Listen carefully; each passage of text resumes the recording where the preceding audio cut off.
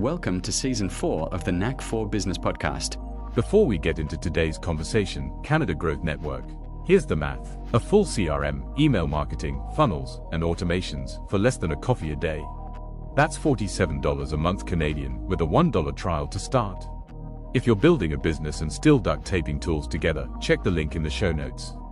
Question to the audience. If you ever started a task list and wondered how you're supposed to get all this done by yourself, you're in the right place. Our guest figured out how to hand the busy work to AI and keep the part that actually matters. Let's get into it. Our guest is Ronnie Nijmeh. Spent 18 years building a software company that served over 650,000 customers and sent more than 550 million emails and generated over $14 million in sales. He had a team of 20 or more people for most of it, and he sold it and went solo. Today, he runs his entire business on AI. He teaches other solo owners, coaches, and consultants how to do the same at the Solar Creators. And solo is spelled S-O-L-O. Ronnie's not talking about chatbots and shortcuts. He's talking about full workflows, video edited by voice command, articles built from one brief, email outreach that books its own calls, website audits that used to take a consulting engagement done in minutes. His thing is helping you become the orchestrator of a smart system, not just the person doing every job yourself. And when he's not building AI workflows, he's building a backyard ice rink every winter for his 3 lads. Find him at solocreators.com. And again, solo is spelled S-O-L-O, creators.com. Ronnie, absolute pleasure having you here today. Thank you for joining us. I'm pumped to be here. It's going to be a lot of fun, a lot of cool things that we could talk about today. You ever fear a quote or saying like to share? You know, it's a biblical one. Trust in the Lord with all of your heart and lean not on your own understanding. That's a psalm. That one I say probably 10 times a day at least. Yeah, see, sometimes I do it in traffic when when I was traveling across Ottawa. So what made you decide to leave the 20 plus people for 18 years and go, hey, I'm on my own. Thanks so much for all the fish and carry on. It's a great question. Honestly, you know, doing something for 18 years, especially in the online world, having a team, all the meetings, all of that pressure on me, it was great. It was a great time, but it was also nice to have a change, to have a break. And so I took about a year off and I just spent time with my wife and my boys. We homeschool, so it's busy, you know, just to be present with them. Like my youngest is 6 right now and oldest is 13. It's the best time to be a dad, honestly. They just adore you. They want to play with you constantly. We're playing hockey and like home run derby and all this kind of fun stuff with them. And it was nice to take a break from all of that busyness with all the meetings, the customers and everything. We had 650,000 customers. Like it was a lot. And I realized, you know, taking this little pause, that there's a much better way of doing things nowadays that never existed even just a couple of years ago. And I'm getting so much more done. I'm happier. I'm far more creative than I've been in a very long time.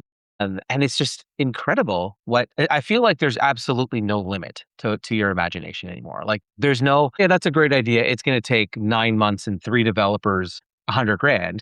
You know, now it's like, let's build it this weekend. And it costs you, you know, your $200 Clause subscription and that's it. Wow. So are you finding then that because you have the back end knowledge of you know, playing in the software or the SaaS world, software as a service world, that, you know, ditching, it's like a corporate life. You just kind of parked it, sold it off. Are you finding that because of that backdrop that you had and now your experience with AI, that it allows you to do that freedom? And is this something that could be transferable to other people? Absolutely. So we know what's interesting is I think the majority of how people use AI is just a glorified search engine. They're just using it to ask a question and get an answer. And maybe, you know, AI is like, oh, do you want me to do this for you? And you just say yes, and then it does something.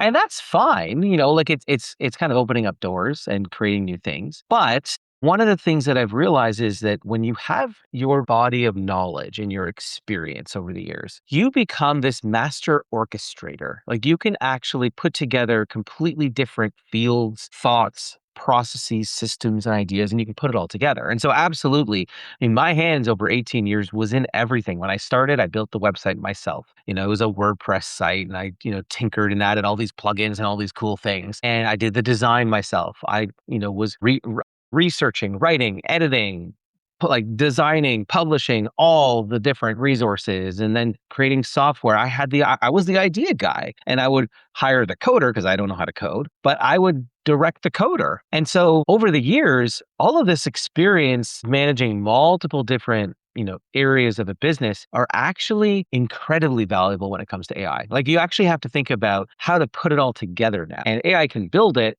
but you need to have that taste. You need to have that sort of understanding, the background knowledge to orchestrate the whole thing. The orchestra director knows when the tuba's not loud enough or the trumpet is too loud, and he's kind of balancing that out. And it's the same kind of concept, but now it's like you have limitless teams at your disposal that can work 24/7 and they can get things done. And you just have to go in there and say, okay, I like this, but I don't like that. And let's tweak this. And you're balancing all the different knobs and levers and buttons. And you, as the orchestrator, know how to put it all together. And that's actually the secret sauce. I think that's really the secret sauce of the people who are using AI the best businesses. It's not just saving time and money, but it's actually doing the right things. It's going to make more money and going to free up your time. But as you're describing that, I'm almost thinking like, can I create a wall out of 2x4s? And the answer is yes. But can I put it in the right spot? And can I put, can I frame it so that I can resist that pun?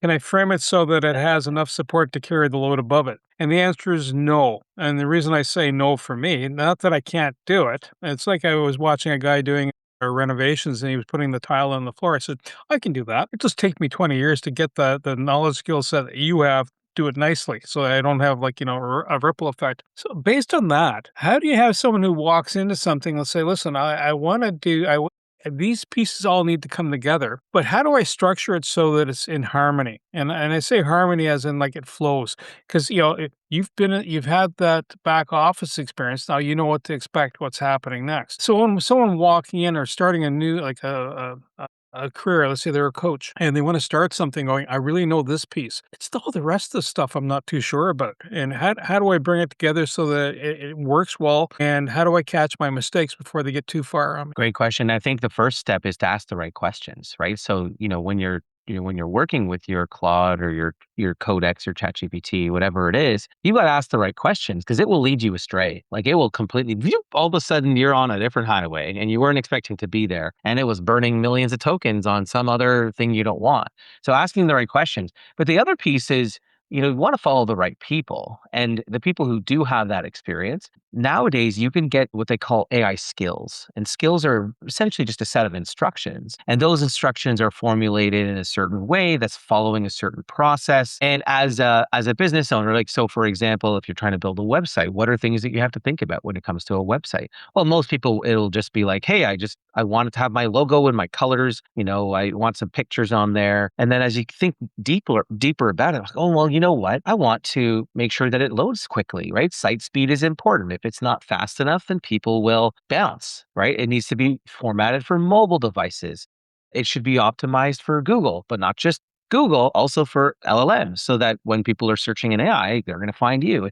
And so the right skill is actually going to categorize and document and provide a set of instructions that someone can follow, even if they don't know what all those steps are, right? And so that's really the trick with AI. You don't necessarily have to have all of that experience that I've had. Does it help? Absolutely. And everybody has their own set of experience. You will bring to the table as a coach or a doctor or an engineer, you're going to come to the table with different experience that you can bring to the table and you can help shape the results. And if you don't have a certain set of experience, you leverage skills, right? Skills are created, the instructions are created by the experts and by AI itself, which also knows a lot of this information too, right? So for a website, it's going to check all of those things. It's going to check for accessibility compliance so that the contrast is proper, that you don't have black text on a black background that nobody can see. Or, all of those kinds of things. And by default, sometimes AI is still going to make mistakes. And sometimes it defaults to the same style and font and design. And again, the right skills are going to yank it out of the slop category and turn it into, ooh, that's really nice. Like it's going to change the game. So do you find that, say, someone wants to build a website? I'll use that as an example.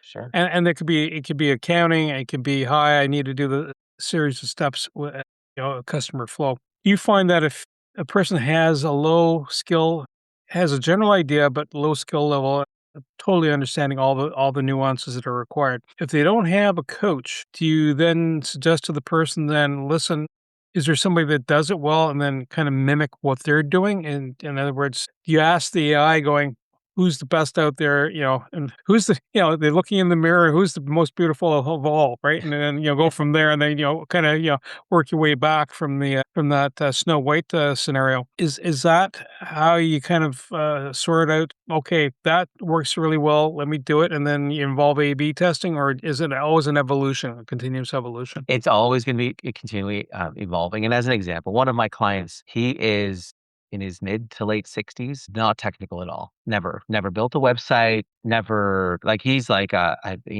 think he's maybe a pastor. He's written books. He does talks. He's not a website builder. And he took one of my skills that are inside of my community, and he followed along. Answered questions back and forth, and built the website. Now I didn't train him on the next part. Okay, he did this by himself using Claude. He got the site live on the internet. That means he figured out how to get a server. He figured out how to push the website code to a repository that then pushes it to the server. And he did that by himself following instructions from Claude. And so, it started with the skill. And honestly, the skills are so incredibly valuable because it's firing off agents and sub-agents, and they're checking things, they're building things, and they can build things in parallel. It's really, really powerful. But once you have that built, then he was just chatting with Claude and saying, okay, well, how do I get this on the internet? Just use natural language. How do I get this on the web? And it would say, okay, well, you can try this. And then just walking step by step, figured it out. He created the accounts necessary. He's like, I had to do something with Terminal. I don't even know what that is, but I got somehow my site is live. And here's a guy who's in his mid to late 60s, never touched the web in this way ever, is not technical, absolutely does not know how to code, and he got a site live. And so this is going to show you, if you're out there and you're listening and you're scared of technology, you're scared of coding, you're scared of how to do these things, listen, you can do it. I know you can, and you can absolutely accomplish the anything that you can dream of, you can accomplish nowadays. And it might take a little bit of time, might be a little bit of, back and forth. You involve the right people if you need to, you ask the right questions. But this was a huge success story to me. Like, I was so impressed and so proud of this client. Wow, that is kudos. You mentioned Claude. Are all AI platforms created equal, or roughly, like 80% of and then they have 20% where they have the finesse in certain areas? So there's some that are similar and there's some that are different. They kind of have different uses, right? So, like for example, I go to Google Gemini not to build software, but it has access to the entire internet. Obviously, it owns YouTube, so it's better connected there. It has excellent video analysis. So like, hey, my toilet is running. What's happening? I take a video of it, and Gemini be like, I see the model number. Look, like that's great. And Gemini has that as an excellent use case. And then there's other models in Grok as well, great for social content. Like it knows all the latest tweets and X posts and all of that stuff. And honestly, they're all building so fast. So by the time that you watch this, maybe things have changed dramatically again. But when it comes to the main two American for-profit models that you're going to use for building software, building websites, building tools is going to be Claude by Anthropic and OpenAI's ChatGPT, but really focusing on the Codex side. Codex is sort of the coding side. And honestly, I always have a disclaimer. Code or codex, it doesn't mean you're coding. You're actually going to do no coding. I am not a coder at all. Don't get scared by the term. It just means you're going to have access to the best, most sophisticated technology that's going to do all of those things. Are there other platforms out there? Absolutely. There's some incredible free or open source Chinese models. There's all sorts of other ones. And you really want to get technical. You want to go down a rabbit hole. There's a lot of, and honestly, it's incredibly powerful too. But that's not the point. The point is what's easy, what's going to be the fastest use. It's going to be Claude or Codex, right? OpenAI or Anthropic. It's reasonable for a subscription. It's $100 to $200 a month, and you'll have more than enough tokens to get stuff done. I've got a note here. And by the way, sorry, I should say you don't need the highest tier plan. You can get started with a $20 a month plan. But what I have found when I'm working with clients, like I was working with this financial planner, and he started off with a $20 Claude plan. And he's building. He's like, I'm fine. I can wait 5 hours to, until my tokens reset. And then, he kept realizing, oh, this is good, but this is going to take me a long time. So then he upgraded to the $100, right? So you can graduate and grow with it.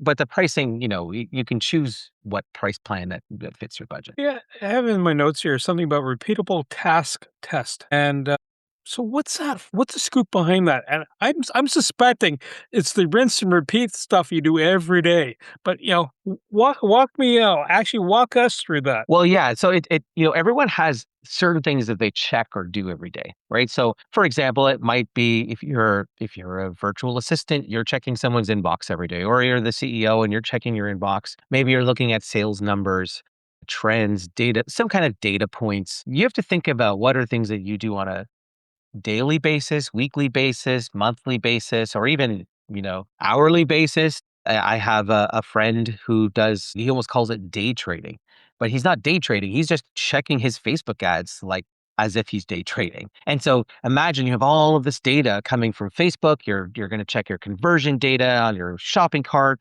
And, how can you repeat that in a way where you get reports every 15 minutes or every hour or every day? So just everyone has got these tasks that they're always doing. And so for examples, for me, it might be email outreach. It might be LinkedIn outreach. It also might be, I built a whole dashboard using Claude where it checks my YouTube, it checks my TikTok, it checks my email list. Okay, what email went out? Log it. How many opens? How many clicks?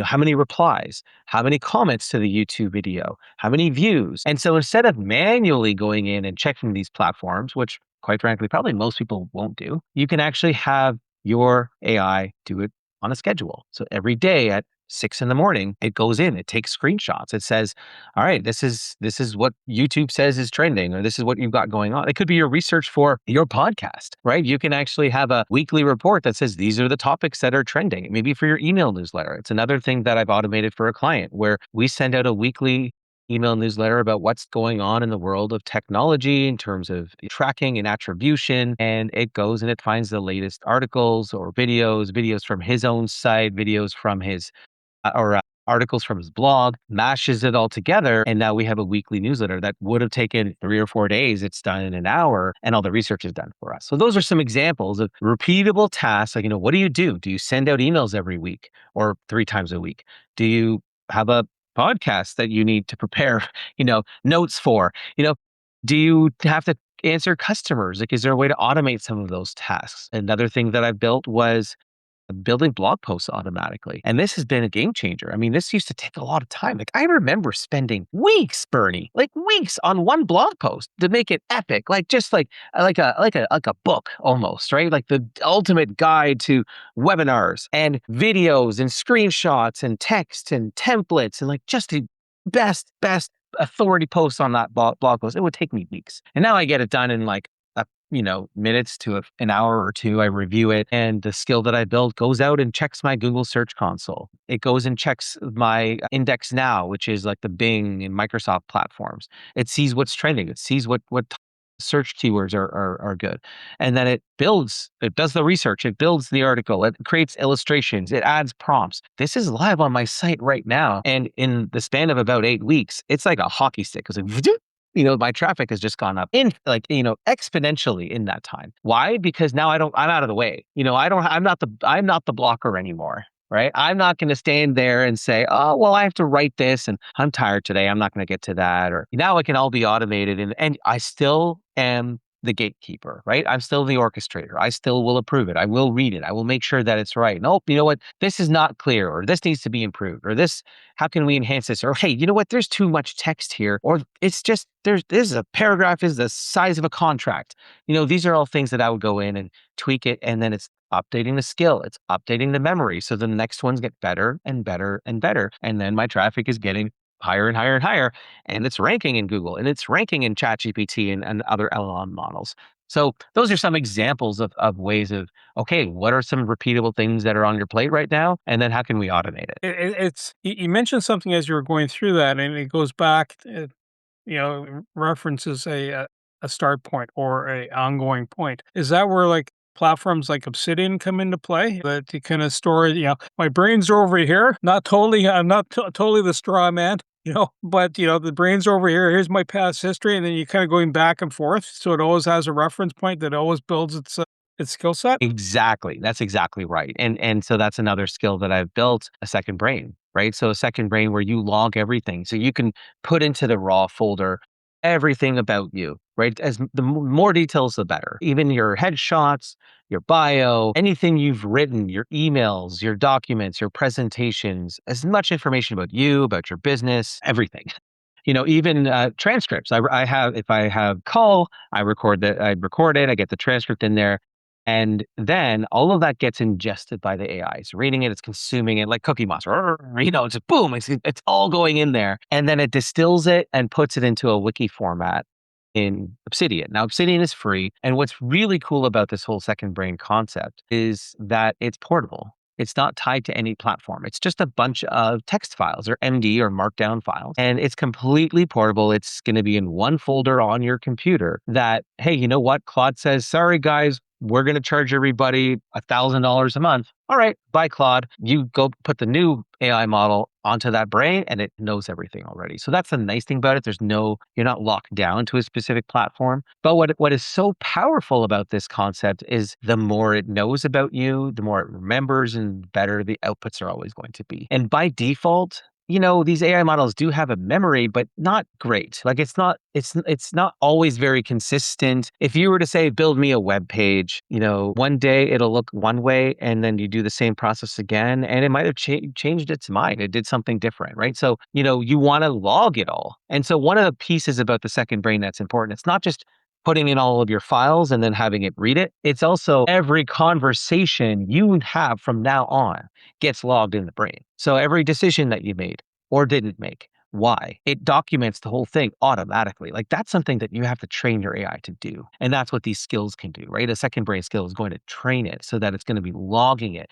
Every time you open a session or close a session, it's going to log it. And so then it's now, you create a new session. Ronnie wants to create a blog post. All right, boop, boop, boop, boop, follows the instructions, follows the memory, follows the skills, follows the second brain, and it knows what to do. And it's not going to make the same mistakes again and again and again. One of the things I find interesting is because next question is kind of coming out talking about editing videos, but even a larger question before we get into that element is tech stack. So I'll have different things in my space. I'll have a cloud account or OpenAI account, whatever it is.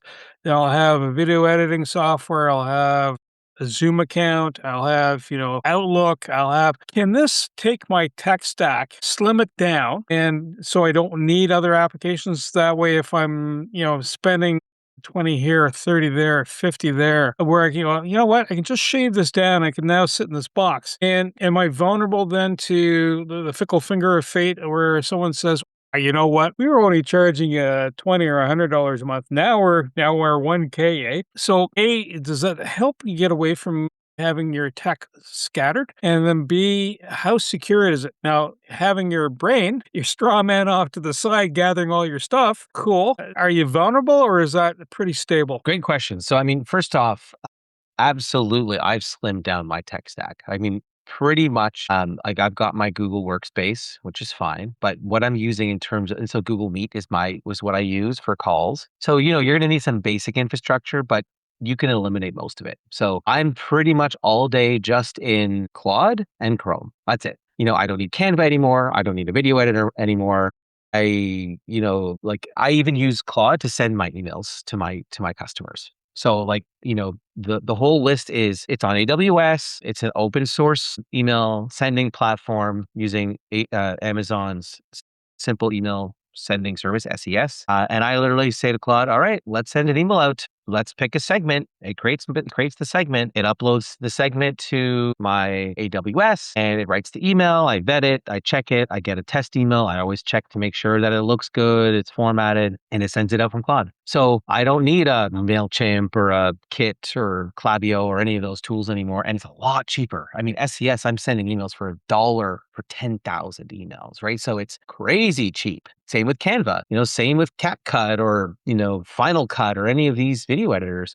I'm now designing, here's a real example. I had Claude go through I said, log into my school account, look at my customers in there and see what they're saying. Like find the ones that are testimonials. And it found the testimonials. And I said, all right, create me a win wall, right? Create me an image of these testimonials. And it designed the whole thing. So why do I need Canva anymore? I don't need Canva to design everything you see on my site. Like it's called thesolocreators.com. Everything, the images, the videos, everything was created by me and Claude. No designer, no Canva. I'm not manually editing a video. I'm not waiting for a week for a video editor to edit the video. I've created skills that actually do it for me. And it's not to say it's perfect. It's not going to be perfect off the first go, but a video editor is not perfect off the first go either. And I'm going to give it feedback, right? So I'm going to say, oh, you know what? Change this or add that. But it cuts, it does the edits. If I repeat the same thing twice, it'll know, it'll cut it out, or it will add text overlays. It'll do zoom ins. It can add B-roll. It can add music, do all of that for me. And a lot faster than waiting for somebody to do it, right? But now, does it leave you vulnerable? I mean, to some degree, I can see how that could leave someone vulnerable, but the competition and the speed of innovation now is like nothing I've ever seen. And so, and someone might have positive, negative feelings about it, but there's a lot of open source, local LLMs, like models that you can download today and run on your computer. So if Claude, and this is the pressure I think that Claude and OpenAI are going to have, and they already have it, they can't increase their pricing because they will lose people to these free, cheap open source models that are coming out of China, right? You can just get it for free, or even if you don't want to install it on your computer, you can have a various cloud server hosting it for you, and you'll be paying a 10th, a 50th of the price. So I don't know what's going to happen. That's way too above my pay grade. I'm just focusing on me and my business and my clients, but I'm not worried about that. Like the nice thing is it's all on my local computer. So all of the files are on my local computer and it's portable, like I said about the brain, but all of the files, I can hand it off to any AI model. I can switch it up. And there's so many amazing innovations and software that's released that it just is changing the game constantly. It feels like every week is like what was a month and every month is like a year or maybe 10 years. It's just the innovation is just unheard of. So when you're doing a video editing then, and first off, you do it by talking to it. So giving verbal commands. You just take the raw file and go and drop it in Claude and say, today we're going to do something with this. And I am first iteration. It's like if you're crafting your very first episode doing a podcast. Season 1, episode 1 is way different than this episode here for Knack for Business, and it's been an evolution. But is it straightforward enough, or is this something that you have to have more of a story around? Do you have to give it more instructions, or is that where they come to you and say, Ronnie, so I'm at this juncture in my life, and how do I bring the magic to this point? Because I think there's this bit more than just going, I have this and I have this and I merge them together. It's like baking a cake going, yeah, you forgot to add the eggs, the moisture, and the heat. Yeah, you got flour and sugar. Good. Yeah, it's fairly straightforward. Again, it's about having the right skills and then putting, because it will guide you. A good skill is going to say, all right, well, the first step is give me your video. And the next step might be, okay, how do you want it to look? But you don't need to have any technical experience at all whatsoever. If you can get on camera, whether it's your phone, whether it's your webcam, whatever it is, and if you're recording your screen versus just face to face, like there's going to be different video styles, right? And the neat thing as well is it learns. So you can, if you find a YouTube video or a TikTok you like, hey, Claude, this is a video style I like. This is the fonts that I like. This is the layout, the feel of it, the speed. It'll analyze it. And then it'll kind of replicate that for yourself. And the key is, like, again, it's having the skills that will actually have the skills are not just a set of instructions, like text instructions. It could also be a set of scripts, like software, like that's actually running, right? So, for example, my video editing skill is going to watch and it's going to cut anytime I say something stupid, or it always starts when my eyes are open, right? Not when my eyes are like cross-eyed and closed, and like it's good. It's knows, okay, eyes are open, cut here. So it's going to do there's some scripting that's in there that's going to make the video cut edits. That's going to then say, it's going to transcribe it. Oh, okay, Ronnie said this cool buzzword. Maybe I'm going to put that up on the screen at that point. It's going to make decisions, right? Just like a human would, but it's going to do it a lot faster than a human. A human can only go in the time that you're watching a video, but it's not bound by that same kind of time. It's watching it at 10 times the speed or whatever it is. So you don't have to be technical at all. And the nice thing is it'll show you a sample, right? So the skill might have, here's a 10-second clip. Do you like the text? Do you like the overlay? Do you like where you are in the video? Like, do you want it to be a circle? Do you want to be full screen? Is it a screencast? Like, there's all sorts of decisions that it will make, and it's not complicated at all. I mean, it's very captivating actually, because you're just chatting and you're seeing a picture. It could be a still picture or a video. It's embedded right in your Claude chat. You see, oh, okay, yep, it fixed that, changed that, and then from there, I mean, I have it upload automatically to YouTube for me. Put in the title, the descriptions, creates a thumbnail. Like, the whole process can be automated, and it doesn't look like AI edited it. You can't tell. Right? You can't tell. Now, I've also dabbled with, and I've created some skills that will create videos with my cloned voice, right? Or my cloned AI, avatar. And I've seen some where, you got to squint to be able to tell that's AI. Like, it's impressive nowadays. You show up with 5 hands all of a sudden instead of just a pair, right? Yeah. Wow, that's a fascinating journey. So, a couple of things that come to mind though. I was using another platform to edit some software, and the concept of tokens. I learned about it a lot quicker. And I guess my question is, if I'm driving a car, whether it's electric or gas or hybrid, I get a gauge that tells me, Bernie, if you're driving too fast, you can see the fuel gauge going faster, right? So you can tell you get a gauge consumption rate. How do you figure are you in the right token box other than, hey, listen, you're on timeout for 3 hours, and then everybody resets, or pay us another $50 and then only to find out that, for that $50 you got a very short haul distance, right? How do you assess token consumption and not you got to pay the ferryman. I get that. But how do you gauge it so that, stop asking this question because it eats up more cycles. Ask this and then you'll get through this fine, versus that was a bad choice. They want too much. How do you figure that out? Being cost effective. It's tough actually, because there's, in a certain sense, you see the gauge, right? Like at the bottom of Claude or Codex, you'll see you're at 20% of your 5-hour limit and you're 10% of your weekly limit or whatever it is. But there's still no real concept of, what you're doing and how much it actually is costing, to be honest. Like, there are times where I think that Claude has made a boo-boo and they've reset people's limits a few times for the week because there was a bug or there's some issue and, I'm working on something and whoa, I'm at 50% of my weekly limit and I've got 5 days left in the week. And I'm like, what did I do differently? And so honestly, it's a bit of a black box. And I think they kind of like that. I think these companies it's a way that they can kind of try to make money, or I don't know, it's a bit of a black box. With that said though, you got to work within the limits that you have. And a couple of things, I often will get close to not all the time, but often will get close to my weekly limits, and I'm on the Claude Max 20 plan, right? So it's like $200 American a month, and I'm getting up there. And it's because usually I want to maximize the number of tokens that I'm using, because I just know we're in this limited window of time where this stuff is cheap, like really cheap. And will it get more expensive, or will it get even cheaper? With all of these open source free models, I think there's sort of a race to zero, but I don't know what's going to happen. Like, I'm not that smart to know what these big wigs are going to do. And so before I sleep, I make sure that I'm giving Claude stuff to do. And, it might be building something, researching something, creating a product or a service or something that I need. And the mistake I think a lot of people make is that they're always using the maximum model for everything. We're going to use Fable 5 Ultra code to solve this 2 + 2 equation. It's like, you don't need that. Like, you don't need a supercomputer to answer what is 2 + 2. And that's a dumb example, but that's kind of what happens, right? Like, okay, summarize this article for me. You don't need Fable for that.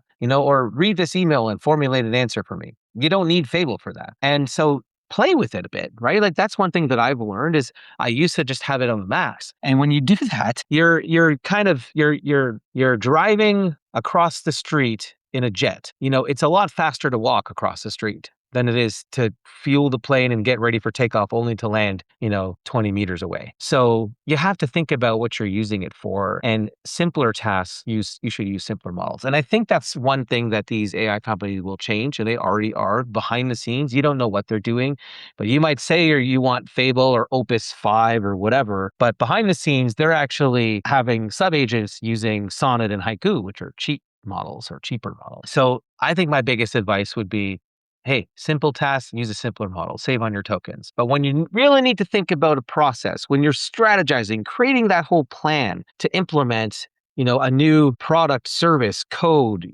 software, something that you're building, you're going to want to use a better model. I hope that's helpful, because it is a bit of a finicky process for sure. No, it's great. So if someone is like the gentleman who was just built his website, we were talking about earlier, someone walks up and goes, "Okay, computer's on. I've got my account. I've got internet access, and I think of certain family members that I know, and going, why all these things have to happen? Like, I have to know all these things to make something go from point A to point B. I just get me to point B. It's like driving down the road. Once, oversimplified, what are the first steps they should be doing? And someone comes up and goes, okay, got Claude. I have a business. What are the next steps?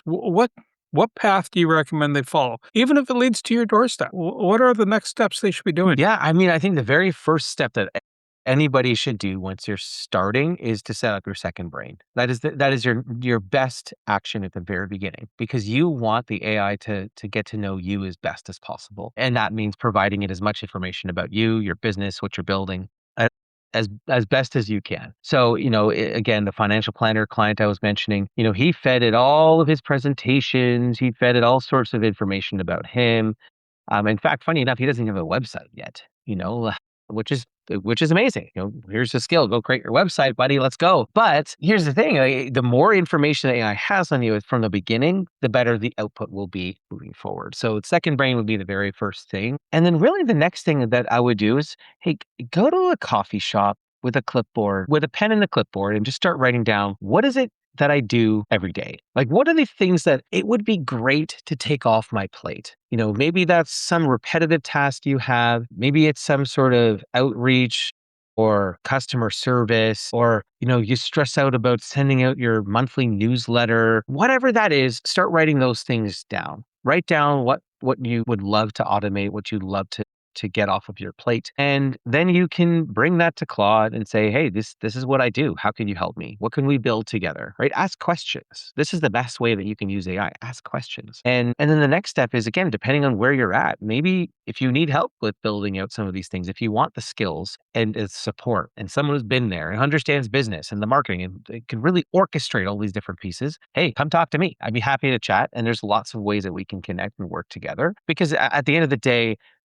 AI is only going to do as good of a job as the instructions that you give it. And if it doesn't have the full picture, or if you don't know, you might know the engineering side, but not the marketing side, or the service side, but not the sales side. You need to have that view as best as you can, and asking AI to help you, to support you with those blind spots, or work with somebody that's been there, that's been doing this for a long time, and has all of those different aspects of business to kind of guide you and support you. So AI involvement, it's off doing its tasks. What stays human through the whole process? What stays human, and what you cannot replace is that community, right? So you cannot replace that community. You cannot replace that final decision, right? That decision, that's the taste of whether, hey, AI can look at your site and say, look what this amazing thing that I built. I tested it and it is amazing. And you look at it and, all of a sudden you've got text in weird places, you've got big gaps. You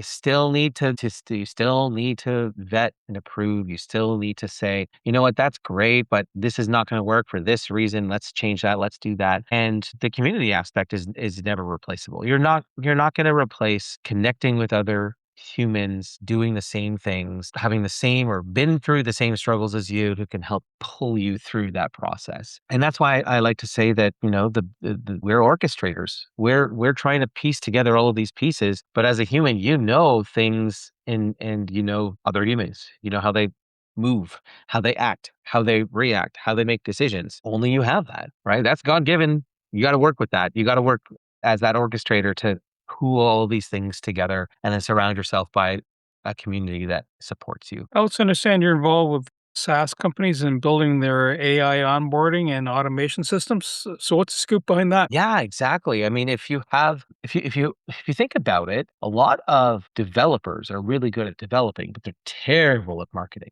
right? And marketers are great at marketing. They're terrible at development. And so one of the things that I help clients build out those systems, bridging that gap between the coders and the marketing, right? I've been in both worlds. I've been in SaaS, having a SaaS company for 18 years, but I also did the marketing. I did the webinars. I did the sales process, the emails, the whole onboarding flow. And so I helped build this whole onboarding for this software company. We revamped it. He had no list building. Right? Can you imagine? Like if you're a business owner, if you're in marketing, I was freaking out. I'm like, what do you mean you're not sending emails out? Like, what do you mean you're not asking for their email? How are you following up with them? Well, we just don't. Okay, well, let's fix that. A little faux pas there. So, and then you create that onboarding process. That means you have emails that you're sending, and that means you're tracking what's happening. Are they opening? Are they clicking? Is it leading to sales? And then I was helping along the way with the outreach. They have customers that were not, no longer active. So how do we reactivate them? Well, we have customers who are canceled. How do you find out what happened and how do you make the product better? There's just so many aspects of a business that can be enhanced and fueled and rebuilt. And we can build it like while in midair now with AI, right? Like the plane is literally flying and it's being built and rebuilt as it's in the sky because of how fast we can move. Another example, he has demos for his software. He recorded something like 171 sales calls. And so I built a system to have AI analyze all of those sales calls. And we found out the sales guy that he had was actually converting like 70% worse than he was. Why? Analyze this. Let's see, what was he? Oh, he wasn't actually providing a call to action. He wasn't actually getting people to, convert on the call. He didn't actually know what to answer a lot of their questions. He was telling them to go to support. So these are some ways that we can actually analyze things using AI. Like you got to think about, how can we make this process better? How would it be better for the customer? How would it be less work for the customer service agent? And you use AI to kind of bridge that gap. So those are some examples of things that I've helped to build. I mean, another project I've been working on now is building out video sales letter funnels for coaches, practitioners, doctors. Now, these are people who are excellent practitioners. You can talk to them about nutrition and health and wellness and all this great stuff. But they don't know how to build a website. They don't know what a good headline is and, what color button to use and all of that stuff. And if you leave it up to them, it'll kind of look like GeoCities or MySpace back, 20 years ago. So build out those funnels for them, right? So those are some examples. I haven't heard those words in a long time. So folks, if you're listening to this podcast and you're going, Ronnie's got a free website audit playbook for you to tap into, right? It looks at your branding message, your site, speed, hands back a custom report, and has the fixes. No cost. And just head to thesolocreators.com/website audit playbook. And solo again, S-O, and like hands, right? If you're in the Star Wars, so you're all squared away there. And if you want the full system, all the workflows Ronnie builds, it lives on his community at the Solo Creators AI Studio at thesolocreators.com/studio. Did I get that right? thesolocreators.com/studio. That's right. Okay. I'm getting there. My internal AI is catching up with my Obsidian memory there. And you can find Ronnie on LinkedIn too, and let him know you heard about us on the Knack for Business podcast, and get the free audit. A quick thank you to Percy Barr for making the introduction, and because Percy introduced Ronnie to us in the Knack for Business podcast. So Ronnie helps business owners stop working like they have a team and start operating like they have a system. The thing he built at the Solo Creators isn't about replacing yourself. It's about becoming the person who runs the machine instead of being buried by it. He sold the company that touched over 650,000 people, and he chose to go smaller and found out smaller is actually faster and easier on his health too, and connected with his young lads. The business he's now growing and building with is his community.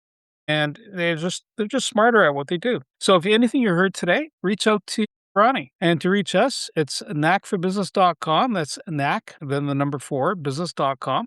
And, we have a little chat bot in the corner. You can find out about other podcasts. Ronnie, thank you so much for being a guest today. Ronnie, appreciate it. It was a lot of fun. Thank you. Everything you heard today is for educational purposes only. It's not professional advice. Before you act on anything, talk to a certified expert in your area. Your accountant, your lawyer, someone who knows your situation. We share perspectives. You make the decisions. Want more? Head over to blog.knack4business.com, packed with practical episodes on AI, marketing, leadership, and growth. No fluff, just the good stuff. Subscribe while you're there. Until next time, keep building.